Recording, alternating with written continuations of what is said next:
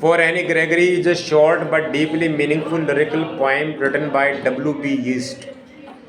Through a simple conversation between a young man and Annie Gregory, the poet explored the idea of true love. The poem questions whether love is based on external beauty or inner qualities such as character, values, and so on. Yeats highlights that physical beauty may attract people, but real and lasting love is rooted in inner goodness. Kavita for any Gregory W.B. Yeast द्वारा लिखी गई एक छोटी लेकिन गहन अर्थ वाली गीतात्मक कविता है। इसमें एक युवती एन ग्रेगरी और एक युवक के बीच संवाद के माध्यम से सच्चे प्रेम की अवधारणा को प्रस्तुत किया गया है। कविता यह प्रश्न उठाती है कि क्या प्रेम बाहरी सुंदरता पर आधारित होता है या व्यक्ति के चरित्र गुण या आत्मा पर। कवि यह स्पष्ट करता है कि बाहरी सुंदरता आकर्षण पैदा कर सकती है, लेकिन स्थायी प्रेम आंतरिक गुणों पर टिका होता है।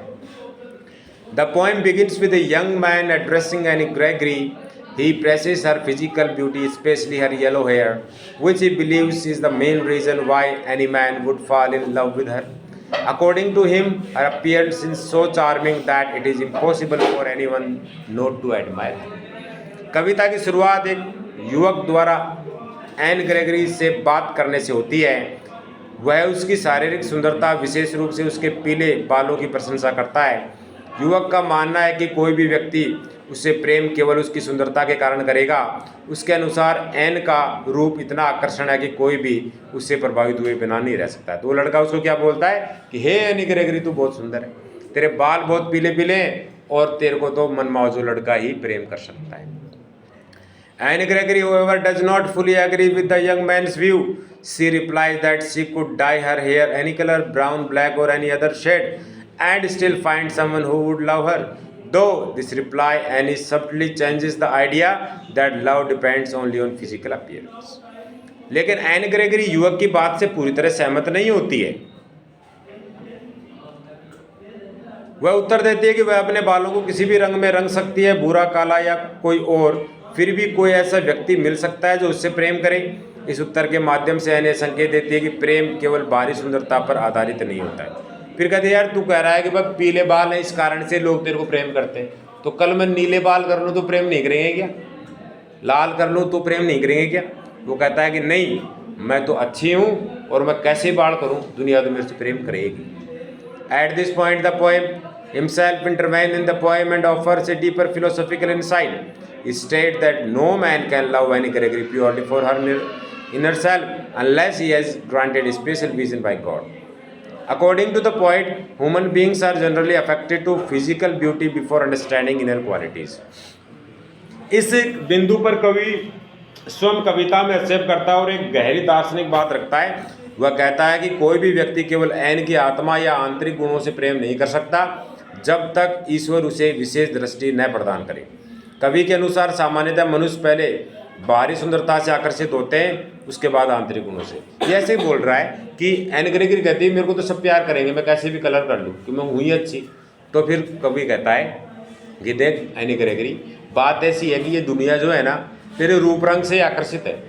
तो जब तक मेकअप करेगी, सुंदर रहेगी, जब तक तो लड़के आगे पीछे घूमेंगे, और जैसे तू बूढ़ी डोकरी हो जाएगी ना तो उधर घास नहीं डालेंगे, जाकेंगे नहीं तेरे तरफ, तो फिर उदास हो जाती है कि ये भगवान ही 4 दिन की चांदनी फिर अंधेरी रात, उसके बाद तो कोई मुझसे प्रेम करेगा ही नहीं। तो मैं ऐसा क्या करूँ कि लोग हमेशा ही प्रेम करें? तो बस लक्षण पैदा कर, भगवान की भक्ति कर, अच्छे गुण अर्जित कर। The poet refers to a religious or mystical belief that true vision comes only through divine grace.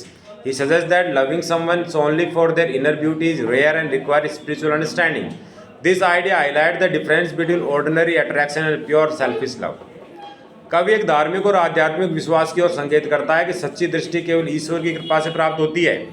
वह यह बताता है कि किसी से उसके आंतरिक गुणों के कारण प्रेम करना दुर्लभ है और इसके लिए आध्यात्मिक समझ आवश्यक होती है। इससे सामान्य आकर्षण और निस्वार्थ प्रेम के बीच का अंतर स्पष्ट होता है। देखिए बात बताऊं, कोई भी आदमी है, संसार के 99% आदमी वो आकर्षित होते हैं बाहर के रूप रंग से। कोई सुंदर महिला है, अच्छी, तो वो उससे आकर्षित हो जाएंगे।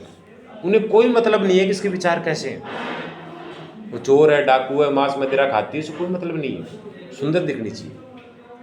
लेकिन भगवान की दृष्टि जिस आदमी को मिल जाती है ना, जिसको ज्ञान पैदा हो जाता है, वो उस रूप रंग के चक्कर में नहीं पड़ता।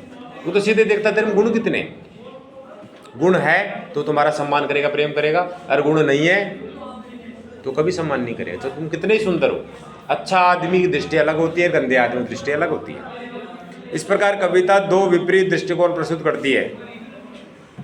The poem thus presents two contrasting perspectives. The young man represents society's general mindset where beauty is admired and often mistaken for the basis of love. Annie Gregory represents a more balanced and thoughtful view, suggesting that love can go beyond physical appearance. The poet stands above both, offering a philosophical conclusion.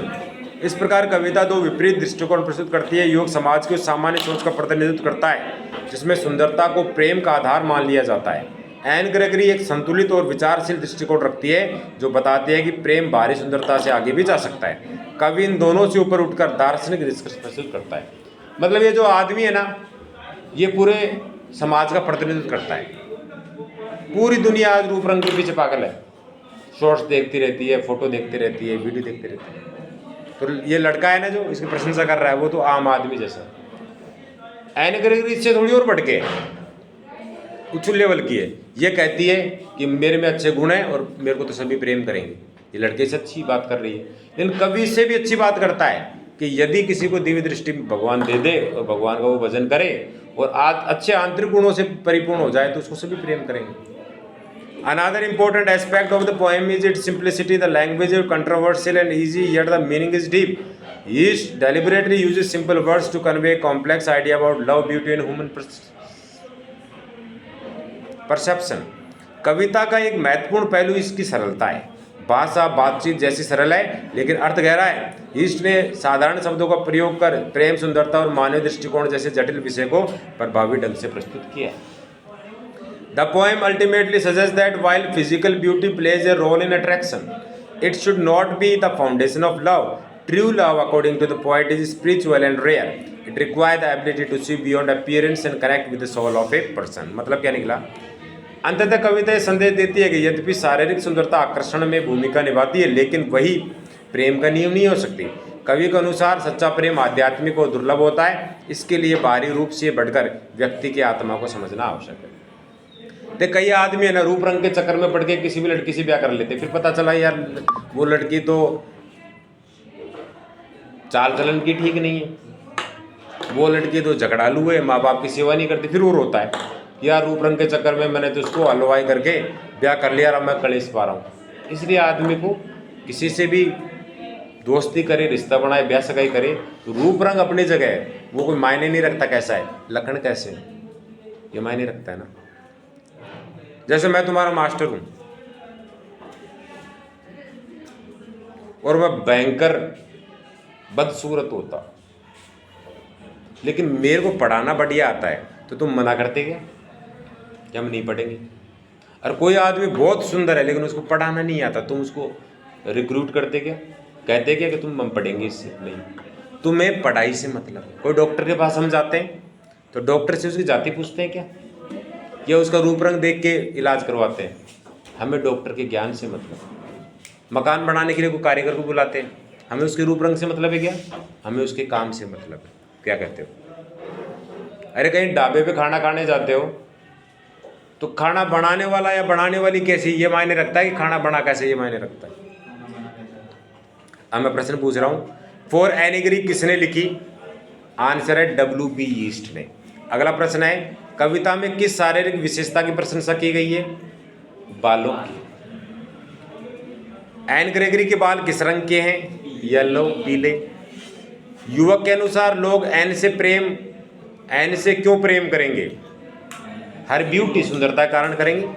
What does N से she can change? N कहती है कि वह क्या बदल सकती है? अपने बालों का रंग बदल सकती है। कविता में अंतिम विचार कौन देता है? कवि देता है। दार्शनिक विचार देता है कि भगवान केवल आंतरिक गुणों को देखता है, रूप रंग नहीं। किसी की आत्मा से प्रेम करने के लिए क्या करना चाहिए? गॉड्स ग्रेस, भगवान की कृपा मिले तब बुद्धि आए, तब सद्बुद्धि आए, तभी वो किसी से प्रेम कर सकता है। कविता का केंद्रीय भाव क्या है? ट्रू लव, सच्चा प्रेम, निस्वार्थ प्रेम। यह किस प्रकार की कविता है? ये लिरिक कविता है, मतलब गेय पद हैं, गाने योग्य कविता है। कविता शारीरिक सुंदरता के बारे में क्या बताती है? It attracts but it is not enough, कि शरीर लोगों को आकर्षित कर सकता है लेकिन ये प्रेम स्थायी नहीं है। शरीर बूढ़ा हुआ, प्रेम खत्म। अब मैं तुम्हें प्रश्न पूछ रहा हूँ, उसका बताना, हिंदी समझा रहा हूँ। Explain the theme of the true love in for any Gregory, मतलब एनी ग्रेगरी का जो बारे में बताना है कि सच्चे प्रेम का क्या महत्व है। कविता में सच्चे प्रेम को शारीरिक आकर्षण से नहीं अधिक गहरा बताया गया है। यीस्ट के अनुसार अधिकतर लोग पहले सुंदरता से आकर्षित होते हैं, लेकिन किसी की आत्मा से प्रेम करना आध्यात्मिक दृष्टि मांगता है। यह कविता सिखाती है कि सच्चा प्रेम दुर्लभ और दिव्य होता है। अगला प्रश्न है, describe the conversation between the young man and any Gregory. युवा आदमी और एनी ग्रेगरी के बीच जो कन्वर्सेशन हो रहा है उसमें बताना है क्या है, क्या वार्तालाप है इनका। कि कविता एक छोटे से संवाद के रूप में रची गई है। युवक एन ग्रेगरी की शारीरिक सुंदरता, विशेष रूप से उसके पीले बालों की प्रशंसा करता है और कहता है कि लोग उससे इसी कारण प्रेम करेंगे। एन शांति और समझदारी से उत्तर देती है, वह बालों का रंग बदल सकती है और फिर भी उससे प्रेम किया जा सकता है। यह संवाद बाहरी सुंदरता और आंतरिक गुणों के बीच अंतर को स्पष्ट करती है। अगला प्रश्न क्या है, what is Anne Gregory's view about love. Anne Gregory प्रेम के बारे में क्या विचार है उसके। एन ग्रेगरी का मानना है कि प्रेम केवल शारीरिक सुंदरता पर आधारित नहीं होना चाहिए।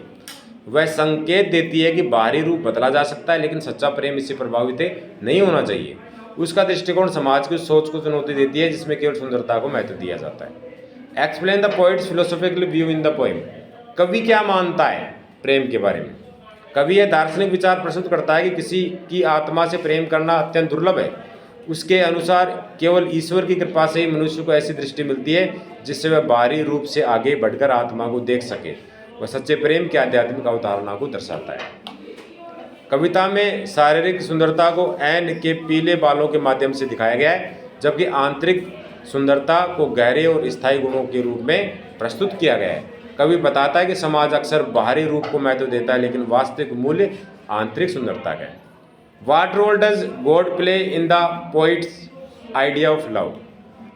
कि कवि का जो प्रेम के प्रति जो विचार है उसमें भगवान का क्या रोल है। कविता में ईश्वर दिव्य ज्ञान और आध्यात्मिक दृष्टि का प्रतीक है।